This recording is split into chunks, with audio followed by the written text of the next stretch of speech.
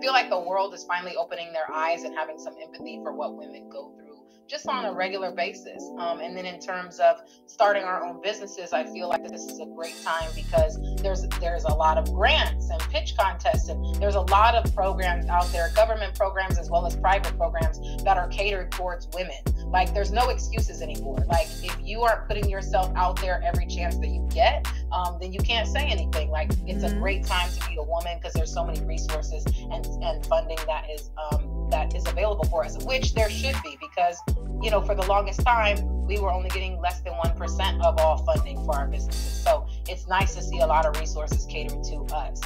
So those are the pros. The cons, I would say, I mean, just, you know, the everyday plights of just being a Black woman. I mean, you know, I'll give you an example. Like, if anyone has been on our social media channels or has been to our vending machines, they know that when you go to our vending machines and you see them in person, all of the women that are featured on the photos on the sides of our vending machines are all women of color.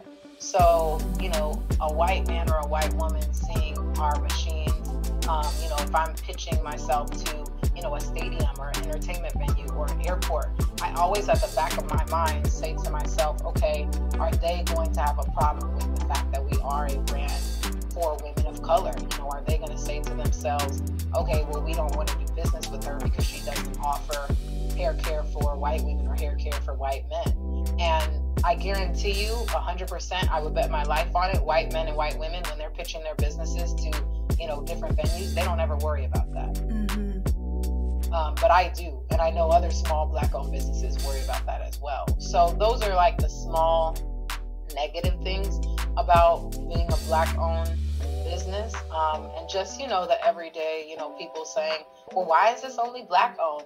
And that's a tired argument that I don't even answer to. I don't even respond to that anymore. But yeah, those are the bad things. The good things are, you know, there's so many resources for women now. You know, there's so many opportunities. If you aren't doing what you want to do, you know, get off of your butt and start doing it, because life is short. But it's, like I said, a great time to be a woman. There's, you know, there are men as well that are with, you know, women saying, hey, you know, I'm not going to buy you flowers for Valentine's Day. I'm going to put money into your brand and your business. So those are just the small things that, I guess, big things that go with being a woman, you know. So it's a great time to be a woman and open a business. Yes, ma'am. We love those men. If you guys are tuning in, we love you. If you understand the value of investing in your women, listen, if you like a girl and you think she's beautiful, buy her the building, honey. That's how you show her you love her, okay? Honey, when I see these girls who on TikTok or Instagram with the reels, and they're like, oh, look, my man remodeled my salon for me for my birthday. I'm like, that's what we need. We don't need wigs and flowers and cards. That's what we need. We need men who are going to pour money into us as an investment. So, and shout out to my man, because he knows he goes over and beyond. Like, he goes 300% for my brand and my vision every day. So shout out to those men.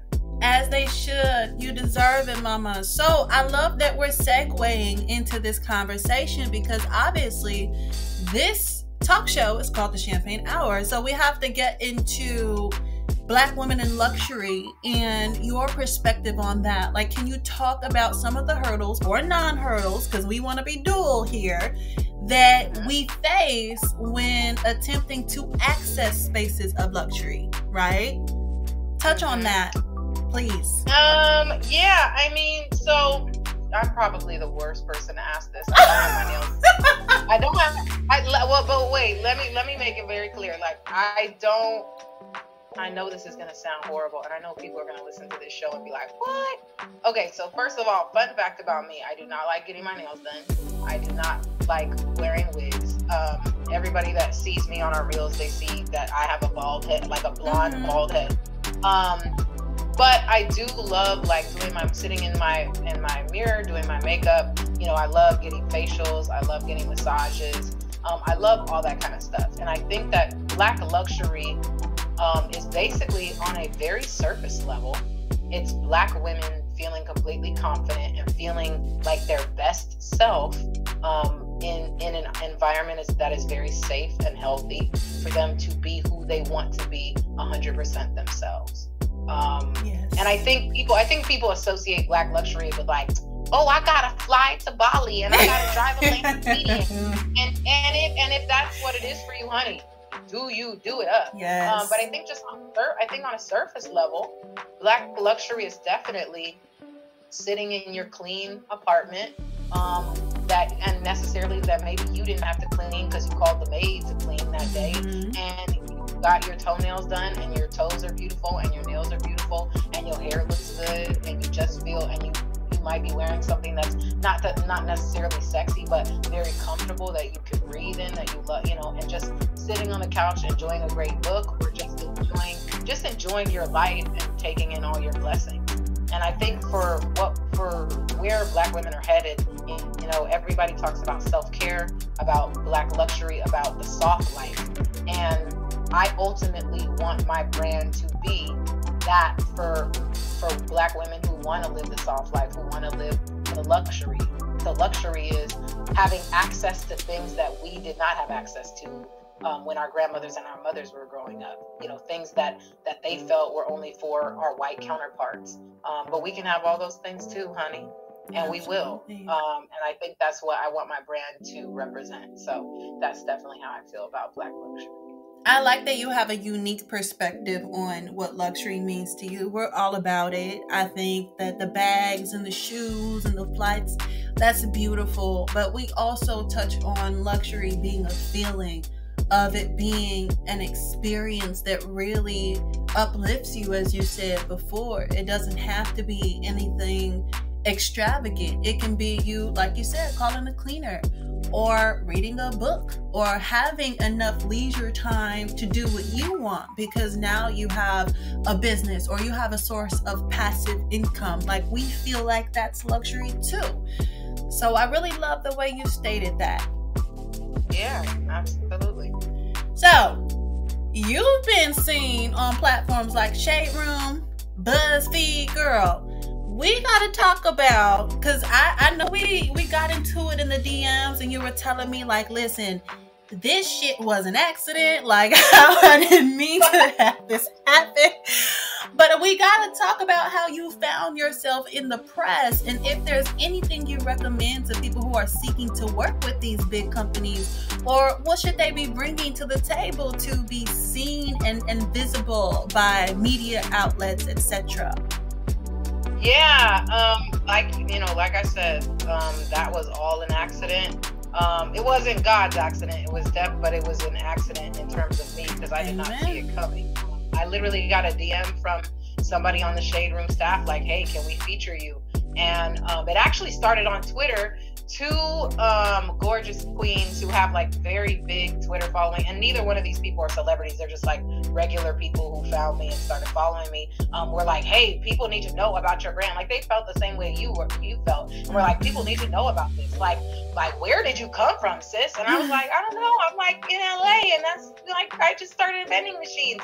And they were like, no, we're gonna repost you. And both of them reposted my stuff. And I need to shout out their names too on Twitter too. But both of them posted me, and people just started reposting their like what they had posted about me. And BuzzFeed picked it up, the Shade Room picked it up, and then we went viral on Twitter. Then we went viral again on Instagram, and that's where it started. And after that, we were getting floods of DMs. We were getting, like, our followers went up by like 3,000. Our followers went up by 3,000. We got hundreds of thousands of more views. We got more, people putting in orders. It was crazy. It was a crazy time. I know how celebrities feel. Let me just say that, because they deal with this 24/7, and it only happened to me for like 2 weeks, 3 weeks, and I was like, this is crazy. Like, yes, ma'am. I was checking my DMs, and it was like hundreds of DMs. I had never seen that many DMs in my life. And I was like, this is crazy. But it was just more confirmation for me that I was headed in the right direction. Sadly, I don't have any, what is it called? Like tidbits, or I guess tips for people who are trying to reach out to those brands. I know there's a lot of Instagram pages that offer a lot of free hacks for how to reach out to brands like that.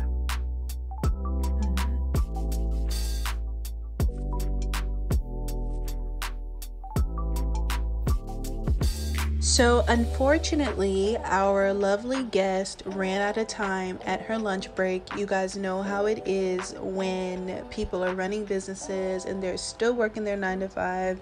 So I want to thank you guys so much for tuning in.